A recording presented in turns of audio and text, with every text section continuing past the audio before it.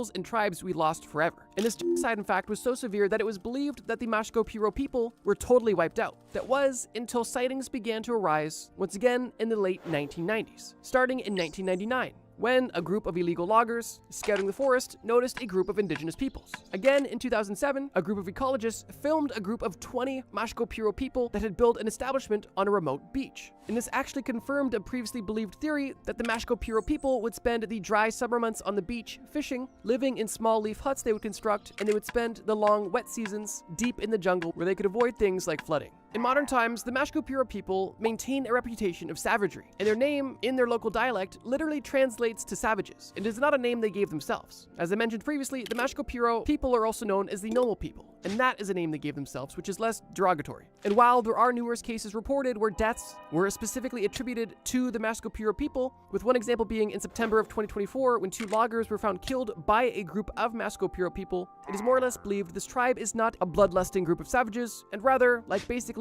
every other tribe we've discussed so far, a group of people simply looking to have their heritage and culture respected and their land unencroached upon. And whether or not violence is the solution to that issue is another debate. However, it's undeniable that these indigenous peoples have suffered more than enough of their own share of violence. But I'm curious what you guys think about whether or not these tribes are as much of savages as people say, or they're simply looking to be respected and left alone. As of today, the Mashco-Piro people still live deep in the remote Amazon rainforest, and contact with the Mashco-Piro people in any way, shape, or form, including gift giving or providing food, has been outright banned by the Peruvian government, of course because of the risk of the entire tribe being wiped out due to people simply not having the immunity to modern day germs.